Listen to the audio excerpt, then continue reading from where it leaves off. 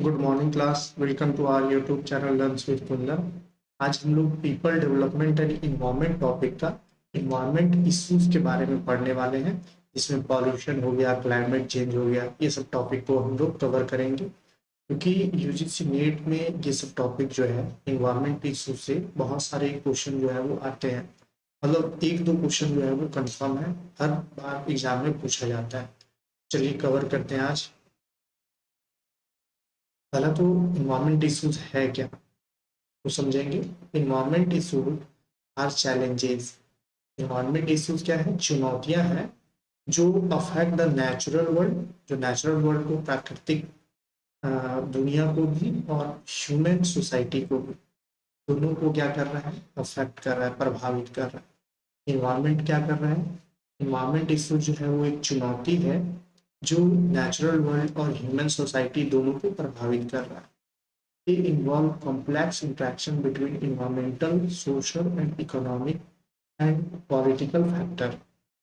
इनमें पर्यावरण, सामाजिक, आर्थिक और राजनीतिक कारकों के बीच जटिल अंतःक्रियाएं शामिल है। क्लियर है? तो बस दो चीज को यहाँ दो पॉइंट समझना है। इन्वायरमेंट इश्यूज क्या है? एक तरह का चुनौती है जो नेचुरल वर्ल्ड को, नेचुरल वर्ल्ड कहने का मतलब ये हो गया आपका जैसे नेचर के द्वारा जो डिक्टेड है, नॉट मैन मेड, है ना। नेचर के द्वारा जैसे हमारा पेड़ पौधा है, नदी है, पहाड़ है, ये सब भी अफेक्ट हो रहा है। और ह्यूमन सोसाइटी, और जब पेड़ पौधा, नदी, पहाड़, पर्वत सभी अफेक्ट होंगे तो ह्यूमन सोसाइटी पे भी इसका बहुत बड़ा इफेक्ट पड़ेगा। तो ये दोनों जो है वो प्रभावित हो रहे हैं इससे, इन्वायरमेंट इश्यूज के कारण। ठीक है।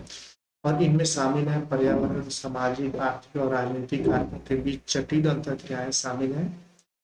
आगे हम लोग पढ़ेंगे पॉल्यूशन। पॉल्यूशन क्या है? वो प्रदूषण है। अब गंदगी जो है वो, और पॉल्यूशन जो है वो बहुत सारे टाइप होते हैं, प्रदूषण के प्रकार होते हैं। तो उसमें जो पहला है वो है एयर पॉल्यूशन। एयर पॉल्यूशन क्या होता है? तो एयर का मतलब होता है हवा। अब हवा जो है वो प्रदूषित हो रही है, उसके कारण बहुत सारे हैं, है ना। caused by the emission of harmful substances like carbon monoxide, sulfur dioxide, nitrogen oxide and particulate matter। ये सब वजह से एयर जो है वो क्या हो रहा है? पॉल्यूट हो रहा है। Major sources include industrial activity. और इसमें जो एयर पॉल्यूशन को पॉल्यूट करने में जो सबसे बड़ा सोर्स है वो है इंडस्ट्रियल एक्टिविटी, जैसे उद्योग, वेहिकुलर इमिशन, जो गाड़ी घोड़ा से निकलने वाले धुआं, और बर्निंग फॉसिल फ्यूल्स, और जो बर्न कर रहे हैं हम लोग फॉसिल फ्यूल, डीजल, पेट्रोल, जितने ईंधन जो है वो हम लोग जला रहे हैं, जितना यूज कर रहे हैं, उससे निकलने वाले हार्मफुल गैसेस के कारण जो है वो एयर जो है वो पॉल्यूट हो रहा है। समझ गए? आई होप आपको वायु प्रदूषण जो है वो अच्छे से क्लियर हो गया होगा। हिंदी में है carbon monoxide, sulphur dioxide, nitrogen oxide और पार्टिकुलेट मैटर जैसे हानिकारक पदार्थों के उत्सर्जन के कारण होता है। प्रमुख स्रोतों में औद्योगिक गतिविधियां, वाहनों से होने वाला उत्सर्जन और जीवाश्म ईंधन का जलना शामिल है। ये आपका हो गया एयर पॉल्यूशन के टाइप। ठीक है। दूसरा है वाटर पॉल्यूशन। वाटर पॉल्यूशन क्या होता है? तो results from the discharge of pollutant into water body. जैसे हम लोग पढ़े कि इंडस्ट्री जो है वो एयर को पॉल्यूट कर रही है, तो इंडस्ट्री से निकलने वाले गैसेस, धुआं, वो एयर में जाकर के मिलती है और एयर को पॉल्यूट करती है। और इंडस्ट्री से निकलने वाले पॉल्यूटेंट जो वाटर बॉडीज में मिलते हैं वो वाटर को पॉल्यूट कर रहे हैं। सोर्सेस इंक्लूड इंडस्ट्रियल वेस्ट है, एग्रीकल्चरल रन ऑफ, जैसे पेस्टिसाइड एंड फर्टिलाइजर, जो खाद हम लोग खेती बाड़ी में यूज कर रहे हैं, एग्रीकल्चर में यूज कर रहे हैं, और वो खाद जो है वो क्या कर रहे हैं? वाटर में जाकर के डिजोल्व होता है, और वो पेस्टिसाइड और फर्टिलाइजर जो है वो वाटर को भी क्या करता है? पॉल्यूट करता है। और नेक्स्ट है सीवेज डिस्पोजल। सीवेज का भी वाटर बॉडीज में मिलना बहुत बड़ा वाटर पॉल्यूशन का कारण बन रहा है। सीवेज जो लैट्रिन का जो पाइप निकलता है आपका, जो घर से निकलता है ना। अपशिष्ट कृषि हुआ और सीवेज निपटान शामिल है। तो ये आपका जल प्रदूषण हो गया। आई होप कि आपको वाटर पॉल्यूशन भी क्लियर होगा। ये आपका हिंदी स्लाइड है। जल निकायों में प्रदूषकों के निर्वहन के परिणाम स्वरूप होता है। स्रोतों में औद्योगिक अपशिष्ट, कृषि अपवाह और सीवेज निपटान शामिल है। ये आपका हो गया क्या, जल प्रदूषण। आगे हम लोग पढ़ेंगे सॉइल पॉल्यूशन। अब सॉइल जो है वो कैसे पॉल्यूट होता है। तो सॉइल यानी कि मिट्टी का प्रदूषण, मिट्टी का मृदा का प्रदूषण कैसे होता है। हम लोग जो आज के डेट में फसल को और अधिक उगाने के लिए, अधिक से अधिक फसल और तेजी से उगाने के लिए, जैसे जो हम लोग खाद और जो हम लोग केमिकल का यूज कर रहे हैं, बहुत सारे जो हम लोग जो फल सब्जी वगैरह खाते हैं, जो हम लोग आज के डेट में जो खाना खा रहे हैं, चाहे वो चावल ही क्यों ना हो, चाहे वो गेहूं क्यों ना हो, सभी में खाद का यूज किया जा रहा है। तो वो खाद जो है वो फसल को तो बढ़ा रहा है, फसल को इंक्रीज कर रहा है, प्रोडक्शन कैपेसिटी को तो बढ़ा रहा है, लेकिन सॉइल को क्या कर रहा है, पॉल्यूट कर रहा है, सॉइल को बंजर बना दे रहा है। उसी के बारे में हम लोग पढ़ेंगे। Occurs due to the deposition of hazards, chemical, industrial waste and agricultural chemicals, leading to loss of soil fertility and contamination of crops। ठीक है, तो इस तरह से आपका सॉइल जो है वो पॉल्यूट हो रहा है, खतरनाक रसायनों के कारण, औद्योगिक अपशिष्ट के कारण, कृषि रसायनों के कारण, जमाव के कारण, जिससे मिट्टी की उर्वरता कम होती है और फसलें दूषित होती जा रही हैं। ये आपका हो गया सॉइल पॉल्यूशन। नेक्स्ट है नॉइज पॉल्यूशन। नॉइज पॉल्यूशन आज के डेट में जितना गाड़ी जो है वो बढ़ते जा रहा है, पॉल्यूशन पॉपुलेशन बढ़ रहा है, जिस तरह से जनसंख्या बढ़ रहा है, उसी तरह से जनसंख्या के साथ साथ में लोग जो है वो गाड़ी का यूज करना, गाड़ी भी बढ़ रहा है, इंक्रीज कर रहा है। उसके साथ में आपका डीजे है, इतना हेवी हेवी बॉक्सेस आ गए हैं, ट्रैफिक का जो साउंड है, शहरीकरण है, ये जो है वो क्या कर रहा है, नॉइज को पॉल्यूट कर रहा है, मतलब साउंड ध्वनि प्रदूषण हो रहा है। Rises from industrial activity, industry से भी निकलने वाले, मोटर कार से निकलने वाली जो साउंड है उसके कारण, ट्रैफिक से निकलने वाले साउंड, अर्बनाइजेशन के कारण, हाउसिंग स्ट्रेस एंड हेल्थ, इससे क्या हो रहा है, नॉइज पॉल्यूशन के कारण एक स्ट्रेस हो रहा है ना, मनुष्यों में तनाव पैदा हो रहा है, हेल्थ अफेक्ट हो रहा है, हेल्थ स्वास्थ्य संबंधी समस्याएं जो है वो ह्यूमन बीइंग को हो रहा है। तो इस तरह से नॉइज का पॉल्यूशन जो है वो काफी खतरनाक माना जाता है। समझ गए नॉइज कैसे पॉल्यूट हो रहा है। तो औद्योगिक गतिविधियों के कारण हो रहा है, यातायात और शहरीकरण से उत्पन्न होता है, इससे मनुष्यों में तनाव और स्वास्थ्य संबंधी समस्याएं जो है वो होती है। ठीक है, ये आपका हो गया नॉइज पोल्यूशन। नेक्स्ट है थर्मल पॉल्यूशन। थर्मल का मतलब होता है उष्मीय ऊर्जा, उष्मीय प्रदूषण, है ना, थर्मल पावर, है ना, सुने होंगे आप। Result from the release of heated water, thermal power से जो हीटेड वाटर जो रिलीज किया जाता है वो कहीं ना कहीं वाटर बॉडीज में मिलता है, वाटर और industrial effluent into water body affecting aquatic ecosystem. अब ये जो गर्म वाटर है, हीटेड वाटर है, जब वाटर बॉडीज में जाके मिलता है तो उस वाटर बॉडीज में रहने वाले जो भी समुद्र में मिलता है या फिर सी ओशियन में जहाँ भी मिलता है, नदी तालाब में मिलता है हीटेड वाटर, तो वहाँ नदी तालाब या सी ओशियन ये सब में रहने वाली जो एक्वाटिक इकोसिस्टम है ना, वो सभी जो है वो क्या कर रहे हैं, डेड कर जा रहे हैं, उनको प्रभावित अफेक्ट हो रहा है एक्वाटिक सिस्टम को, इकोसिस्टम को, जिस वजह से थर्मल पॉल्यूशन भी हो रहा है। ये आपका हो गया उष्मीय प्रदूषण। नेक्स्ट है light pollution. Light pollution excessive artificial light affecting ecosystem and human health. Excessive use of artificial light, और ज्यादा एकदम चकाचौंध वाला जो लाइट हम लोग यूज कर रहे हैं, जिस वजह से इकोसिस्टम को तो प्रभावित कर ही रहा है, साथ साथ ह्यूमन हेल्थ को भी प्रभावित किया जा रहा है। ये आपका हो गया प्रकाश प्रदूषण। पारिस्थितिकी तंत्र और मानव स्वास्थ्य को संबंधित करने वाला अत्यधिक कृत्रिम प्रकाश ही लाइट पॉल्यूशन कहलाता है। ये आपका हो गया लाइट पॉल्यूशन। नेक्स्ट है इम्पैक्ट ऑफ पॉल्यूशन। अब पॉल्यूशन का प्रभाव क्या है ना, प्रदूषण के प्रभाव क्या है?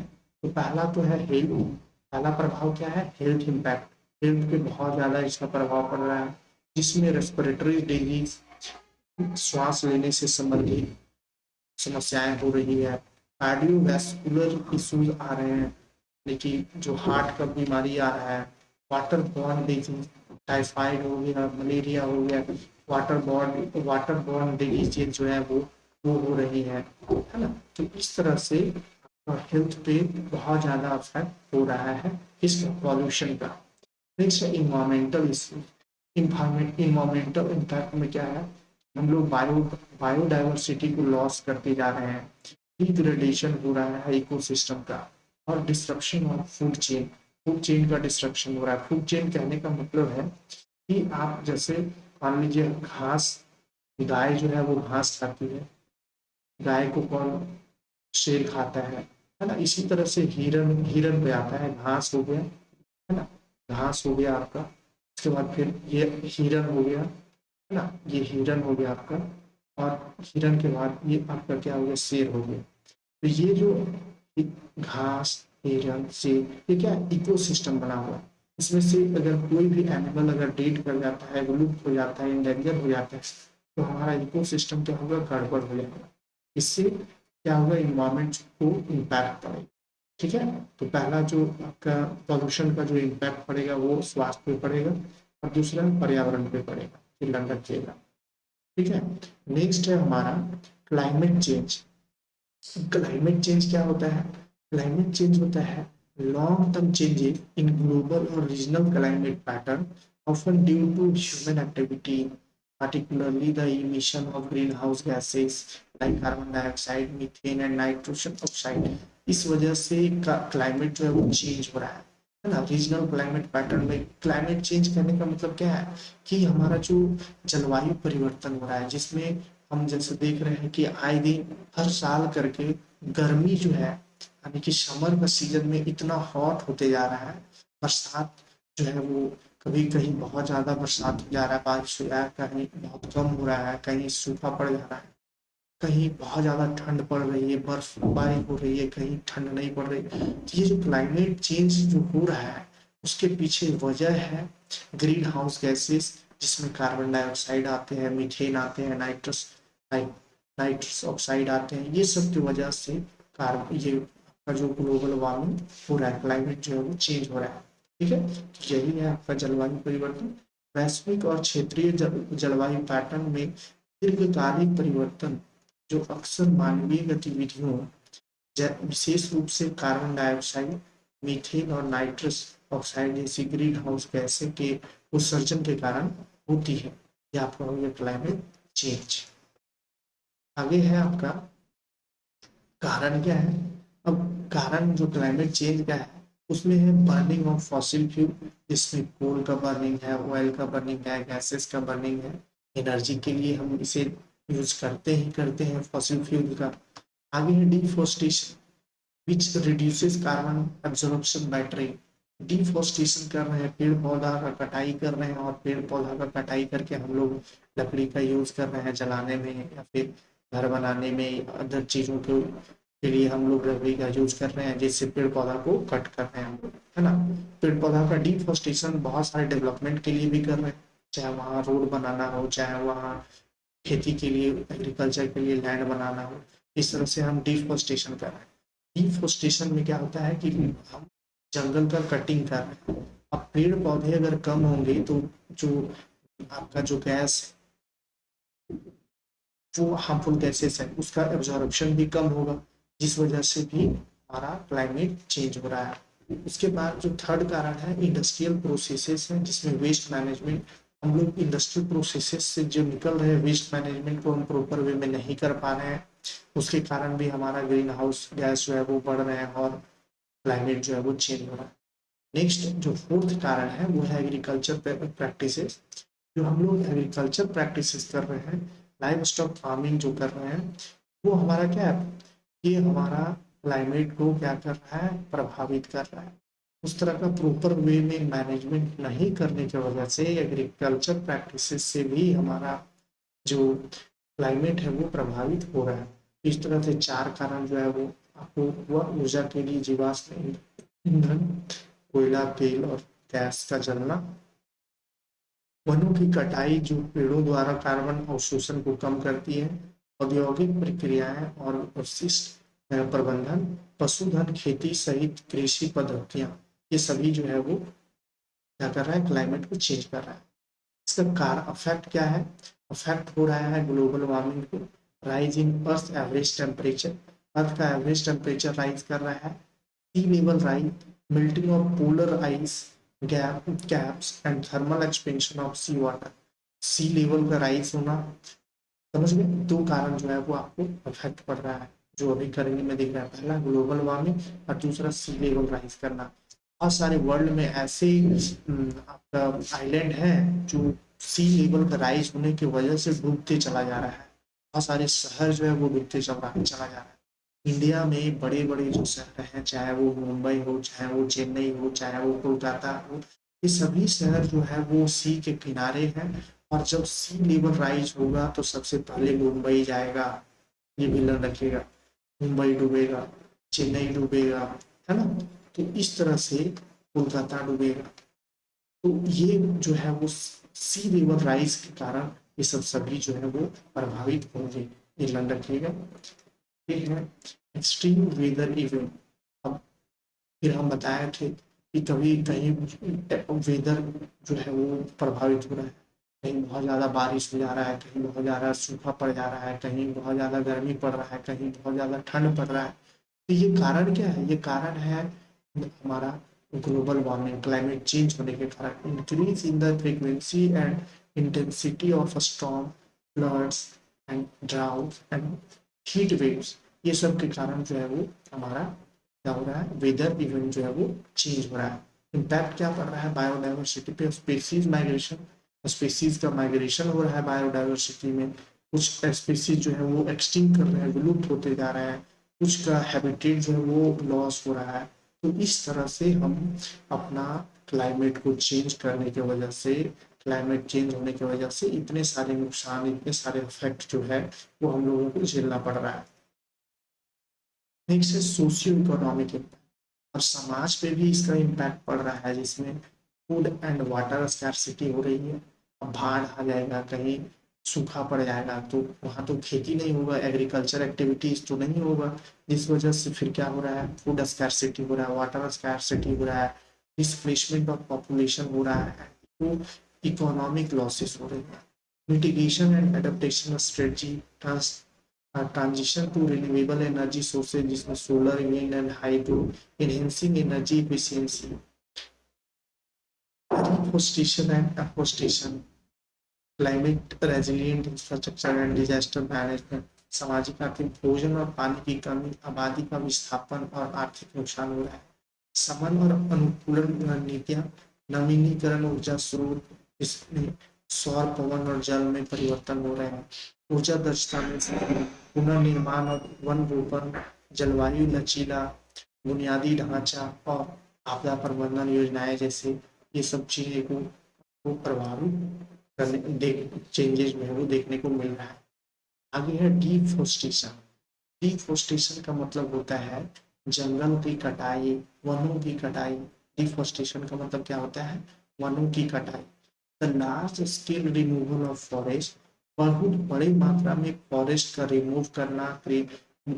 ये आपका प्राइमरीली एग्रीकल्चर, एग्रीकल्चर के लिए, अर्बनाइजेशन, शहर के लिए, इंडस्ट्रियल डेवलपमेंट के लिए, वनों की कटाई के कारण भी हमारा क्लाइमेट जो है वो चेंज हो रहा है।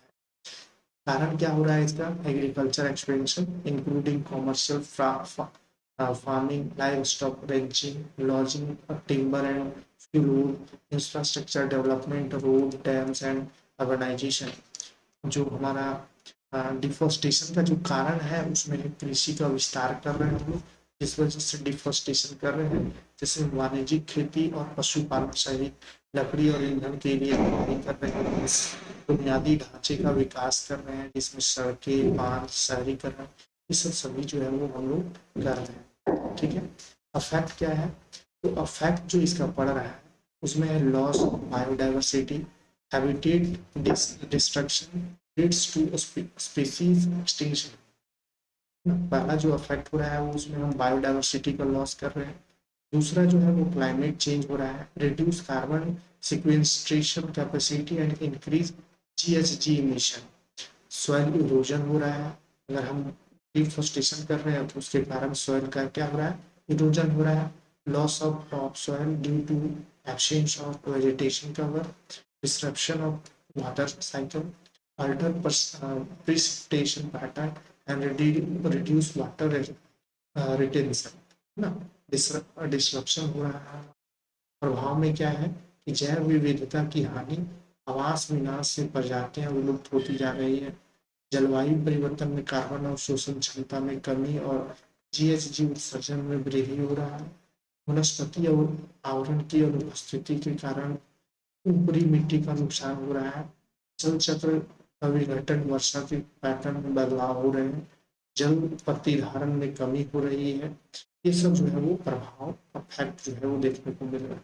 इसका सॉल्यूशन क्या है डिफोरेस्टेशन का, तो सस्टेनेबल फॉरेस्ट मैनेजमेंट होना चाहिए, एफोरेस्ट्री एंड रिफोरेस्टेशन इनिशिएटिव होना चाहिए। पेड़ों की कटाई के लिए हम लोग सबसे सख्त कानून ला सकते हैं और हम पेड़ लगाने के लिए लोगों को इंकरेजमेंट दे सकते हैं, बढ़ावा दे सकते हैं। Policies to control illegal logging and land conversion, इस तरह का चीजों को ला करके अवैध कटाई और भूमि रूपांतरण को नियंत्रित करने की नीतियां ला सकते हैं। कृषि वानिकी और पुनर्नवीनीकरण बहाल ला सकते हैं। टिकाऊ वन प्रबंधन को ये एक सॉल्यूशन है आपका। आगे है लॉस बायोडाइवर्सिटी। लॉस बायोडाइवर्सिटी में क्या होता है कि the decline in the number, variety and variability of living organism leading to economic imbalances. जीवित जीवों की संख्या, विविधता और परिवर्तनशीलता में गिरावट, जिससे पारिस्थितिकी तंत्र का संतुलन होते जा रहा है। हम लॉस ऑफ बायोडाइवर्सिटी पढ़ रहे हैं, तो लॉ जो बायोडाइवर्सिटी का हम लोग लॉस कर रहे हैं उसके पीछे बहुत सारे कारण है ना। उसके कारण को हम लोग देखेंगे। कारण क्या है, कॉज क्या है, तो कॉज है habitat destruction due to deforestation. जब हम जंगल काट रहे हैं तो जंगल में रह रहे हैं ना एनिमल, तो वो एनिमल का घर ही जंगल है। और जंगल को हम जब काट दे रहे हैं, डिफोरेस्टेशन कर रहे हैं, तो वहाँ हैबिटेट क्या हो रहा है, प्रभावित हो रहा है। अर्बनाइजेशन, एग्रीकल्चर, ये सब कारण से हमारा हैबिटेट जो है वो डिस्ट्रक्ट हो रहा है। पॉल्यूशन एंड क्लाइमेट चेंज हो रहा है। Over exploitation of resources, hunting and fishing हो रही है। बहुत ज़्यादा हंटिंग करने से, बहुत ज़्यादा फिशिंग करने से ये भी कारण है।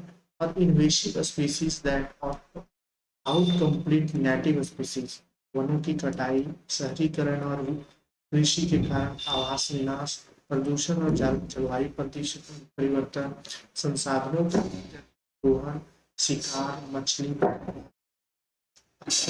प्रजातियों या जो देशी प्रजातियों से प्रतिस्पर्धा करती है, इस तरह का कारण जो है वो। नेक्स्ट है इसका प्रभाव क्या है, प्रभाव जो है loss of ecosystem services. Ecosystem services का हम लोग लॉस कर रहे हैं, इसमें कोऑर्डिनेशन हो गया, वाटर प्यूरिफिकेशन हो गया, ये सब सभी जो है वो लॉस करते जा रहे हैं।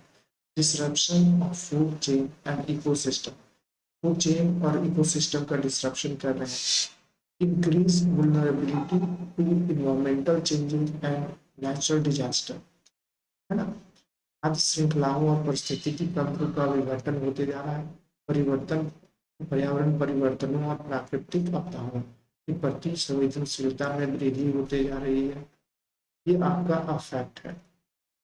नेक्स्ट है कंजर्वेशन स्ट्रेटजी क्या होना चाहिए, तो कंजर्वेशन स्ट्रेटजी जो होना चाहिए वो है establishment of protected area, national park, wild life reserve, ये सब जो है वो प्रोटेक्शन के लिए लाना चाहिए।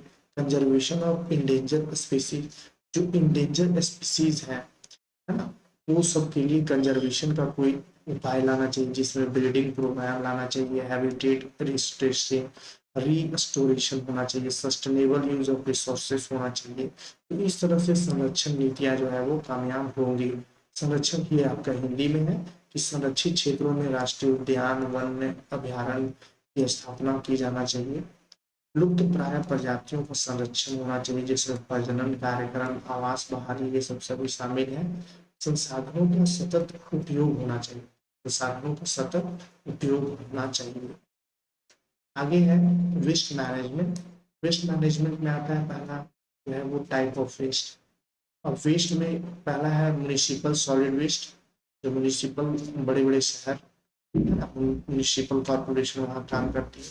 तो म्यूनिसिपल सॉलिड वेस्ट जो है शहर जो नगर पालिका जो सोर्स्ड अपशिष्ट है, जिसमें हाउस होल्ड गार्बेज आ गए, इंडस्ट्रियल वेस्ट आ गए, और हैजार्डस वेस्ट में आता है आपका chemical, electronic waste and medical waste. इस तरह के टाइप ऑफ वेस्ट कितने हैं? एक है म्यूनिसिपल सॉलिड वेस्ट, दूसरा है इंडस्ट्रियल वेस्ट, और तीसरा है आपका मेडिकल वेस्ट, है ना। और ये आपका एक हैजार्डस वेस्ट आ गया। इंडस्ट्रियल वेस्ट तो है ही, एक हैजार्डस वेस्ट है जिसमें केमिकल, इलेक्ट्रॉनिक वेस्ट जो है वो शामिल है, और एक आपका मेडिकल वेस्ट हो गया। तो म्यूनिसिपल सॉलिड वेस्ट आ गया, जो शहर से निकलने वाले हाउस होल्ड गार्बेज हो गए, इंडस्ट्री से निकलने वाले वेस्ट हो गए, और हैजार्डस वेस्ट में केमिकल हो गए और इलेक्ट्रॉनिक वेस्ट हो गए। और जो चौथा है वो मेडिकल वेस्ट है, जो बड़े बड़े हॉस्पिटल है वहां से जो आपका मेडिकल वेस्ट है, जैसे सुई लगाते हैं हम लोग, उसको फिर वेस्ट में चला जाता है, और भी बहुत सारे वेस्ट है, मेडिकल वेस्ट है। तो इस तरह से उनका जो है वो कैसे मैनेजमेंट होना चाहिए, क्या कारण है उसका, इसके बारे में चैलेंजेस क्या है इसमें। रैपिड रैपिड अर्बनाइजेशन, बहुत तेजी से शहरीकरण हो रहा है, पूरा दुनिया जो है वो बहुत तेजी से शहरीकरण हो रहा है, तो leading to increase waste generation. और शहरीकरण होने के कारण अपशिष्ट उत्पादन में वृद्धि हो रही है ना। ये क्या हो, वेस्ट जनरेशन में क्या हो रहा है, इंक्रीजमेंट आ रही है। Lack of efficient waste collection and disposable system, और वेस्ट कलेक्शन और डिस्पोजेबल सिस्टम का कमी के कारण ये चैलेंजेस जो है वो बहुत बड़ा है। और hazardous waste, contamination of soil and water, जो हैजार्डस वेस्ट है जिसमें आपका इलेक्ट्रॉनिक वेस्ट हो गए, तो ये सब जो है वो कंटामिनेट हो रहा है वाटर में और सॉइल में, है ना। तो इस तरह से हमारा जो है वो चैलेंजेस जो है वो देखने को मिल रहा है। तो सॉल्यूशन क्या है इसका? सॉल्यूशन है प्रमोशन ऑफ 3R। 3R बहुत बार पूछा जाता है। पहला R रिड्यूस होता है, दूसरा होता है रीयूज, तीसरा होता है रिसाइकल। जब रिड्यूस, रीयूज और रिसाइकल करेंगे तो आराम से हम वेस्ट को कम कर सकते हैं। Proper segregation and disposable waste होना चाहिए। Implementation of waste to energy technology और policies and regulation for sustainable waste management. 3R को बढ़ावा देना, कम करना, पुनः उपयोग करना, पुनः चक्रण करना, अपशिष्ट का उचित पृथक्करण और निपटान करना, अपशिष्ट से ऊर्जा बनाने वाली प्रौद्योगिकियों का कार्यान्वयन करना, अस्थायी अपशिष्ट प्रबंधन के लिए नई नीतियां और नियम। और छठा जो है वो आपका है वाटर स्कैरसिटी। जो वाटर का जो कमी हो रहा है, पानी का जो कमी हो रहा है, उसके पीछे कारण जो है वो है over extraction of ground water. Ground water का बहुत ज्यादा, भूजल का अत्यधिक दोहन करने के कारण जो है वो वाटर की कमी होते जा रही है। चेन्नई शहर ऐसा है जहाँ भू ग्राउंड वाटर जो है वो खत्म हो चुका है। तो इस तरह से हम क्या कर रहे हैं कि अत्यधिक दोहन कर रहे हैं। Pollution of fresh water resources, fresh water resources में हम क्या कर रहे हैं, पॉल्यूट कर रहे हैं। Climate change induced drought, climate change के कारण जो है वो सूखा पड़ रहा है। Inefficient water management and wastage, water management का अकसूल अकुशल होना, अपव्यय होना, यानी कि वेस्टेज को ज्यादा वेस्ट करना, है ना। देखते होंगे आपकी, अगर हम ब्रश कर रहे हैं तो नल खोल दिए हैं, पानी बह रहा है, गाड़ी धो रहे हैं तो पाइप जो है वो नल खोल दी है, पाइप से पानी बह रहा है, हम गाड़ी धो रहे हैं, है ना, नहा रहे हैं, उसी तरह से नल खोल करके। तो बहुत सारे हम तरीके से वाटर को हम कंजर्व कर सकते हैं, लेकिन हमारा वेस्टेज हो रहा है। इफेक्ट क्या है इसका? तो अफेक्ट जो है वो decline in agriculture productivity, agriculture productivity कृषि उत्पादकता में गिरावट आएगी, increase competition for water resources leading to conflict, water resources में फिर आपका क्या होगा, जल संसाधनों के लिए बढ़ती प्रतिस्पर्धा के कारण संघर्ष होगा, health issues due to lack of access to clean water, health issue, अगर क्लीन वाटर स्वच्छ जल तक पहुंच की कमी के कारण क्या होगा, स्वास्थ्य संबंधी समस्याएं आएंगी। इसका सॉल्यूशन क्या है, तो जो सॉल्यूशन है वो है water conservation technique, rain water harvesting होना चाहिए, ड्रिप इरिगेशन होना चाहिए, इफिशिएंट वाटर मैनेजमेंट पॉलिसी होना चाहिए, restoration of water bodies and wetland होना चाहिए। तो जल संरक्षण तकनीकें, वर्षा जल संचय, ड्रिप सिंचाई, सिंचाई कुशल जल प्रबंधन नीतियां, जल निकायों और आर्द्र भूमि का जीर्णोद्धार होना चाहिए। इस तरह से आपका हो गया। नेक्स्ट हो गया ozone layer depletion. Ozone layer depletion में क्या होता है कि emission of ozone depleting substances ODS like chlorofluorocarbon, जिसको हम लोग सीएफसी कहते हैं, and halon use in refrigerant aerosols and solvent. Chlorofluorocarbon जो आपका फ्रिज एसी ये सब से निकलता है, तो ये सब से निकलने वाले जो हार्मफुल गैसेस हैं वो क्या कर रहा है, ओजोन को क्या कर रहा है, डिप्लीट कर रहा है, छिद्र हो रहा है ओजोन लेयर में। और ओजोन लेयर में डिप्लीशन के कारण जो सन से आने वाले हार्मफुल रेज है वो अर्थ पे डायरेक्ट आएंगे और यहाँ बहुत ही भयानक डिजीज जो स्किन कैंसर जैसे डिजीज को यहाँ क्या करेंगे, स्प्रेड करेंगे। इफेक्ट क्या पड़ेगा इसका, increase ultraviolet UV radiation increase होगा, reaching the earth surface, health impact like skin cancer, cataract and weakened immune system, ये सब डिजीजेज जो है वो आपको देखने को मिलेगा। Harm to marine life, marine life को हार्म करेगा, particularly plankton and which form the base of aquatic food chain, ये सब जो है वो प्रभावित होंगे। ठीक है, पृथ्वी की सतह तक पहुंचने वाली पराबैंगनी यूवी विकिरण में वृद्धि होगी, त्वचा कैंसर, मोतियाबिंद और कमजोर प्रतिरक्षा प्रणाली जैसे स्वास्थ्य प्रभाव होंगे। समुद्री जीवन विशेष रूप से प्लवक को नुकसान जो जलीय खाद्य श्रृंखलाओं को आधार बनाता है, ये सबको अफेक्ट पड़ेगा। सॉल्यूशन इसका क्या है, तो global effort like the Montreal protocol, Montreal protocol हम लोगों को पढ़ना भी है। तो इस तरह का जो मॉन्ट्रियल प्रोटोकॉल हुआ तो वहाँ हम एक एजेंडा सेट किए कि हाँ हमें इतना उत्सर्जन करना है, किस तरह से हमें इन्वायरमेंट को कंजर्व करना है, which aims to phase out the use of ODS, है ना, development of ozone friendly technology and chemical, जो भी डेवलपमेंट होगा वो ओजोन फ्रेंडली टेक्नोलॉजी का डेवलपमेंट होगा, केमिकल का डेवलपमेंट होगा। तो इस तरह से सॉल्यूशन आपका दिखा है ना, कि मॉन्ट्रियल प्रोटोकॉल जैसे वैश्विक प्रयास जिसका उद्देश्य ओडीएस के उपयोग को चरणबद्ध तरीके से समाप्त करना, ओजोन अनुकूल प्रौद्योगिकियों और रसायनों का विकास करना, ये सब आपका सॉल्यूशन हो गया।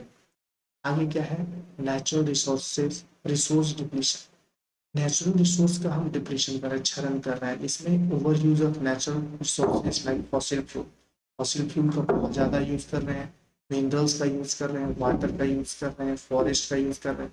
तो जब बहुत ज़्यादा प्राकृतिक संसाधनों का हम यूज करेंगे तो ये लिमिटेड संसाधन है, जो नेचुरल रिसोर्सेज है वो लिमिटेड है, अनलिमिटेड नहीं है।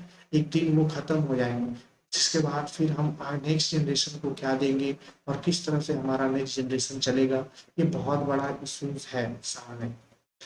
कॉजेस कारण क्या है, तो रैपिड इंडस्ट्रियलाइजेशन एंड अर्बनाइजेशन, बहुत तेजी से इंडस्ट्रियलाइजेशन और अर्बनाइजेशन का बढ़ना, पॉपुलेशन ग्रोथ होना, इंक्रीज कंजप्शन होना, तेजी से औद्योगिकीकरण और शहरीकरण का होना, जनसंख्या वृद्धि और खपत में वृद्धि, ये सब जो है वो कारण है। नेक्स्ट है अफेक्ट, अफेक्ट क्या है, scarcity of resources leading to economic and geopolitical tension, environmental degradation due to unsustainable extraction and use of resources, आर्थिक और भू राजनीतिक तनावों को जन्म देने वाले संसाधनों की कमी, संसाधनों के असंवर्णीय दोहन और उपयोग के कारण पर्यावरण क्षरण हो रहा है। सस्टेनेबल प्रैक्टिसेस में क्या है कि transition to renewable energy resources, हम लोग अच्छे ऊर्जा स्रोतों की ओर संक्रमण करें, सस्टेनेबल एग्रीकल्चर करें, फॉरेस्ट्री प्रैक्टिसेस करें, रिसोर्स एफिशिएंट टेक्नोलॉजी लाएं, सर्कुलर इकोनॉमिक मॉडल रखें, है ना? इस तरह से संवहनीय कृषि और वानिकी अभ्यास करें, संसाधन कुशल और प्रौद्योगिकियां, वित्तीय अर्थव्यवस्था मॉडल, इस तरह का डेवलपमेंट जो है वो हम लोगों को लाना चाहिए।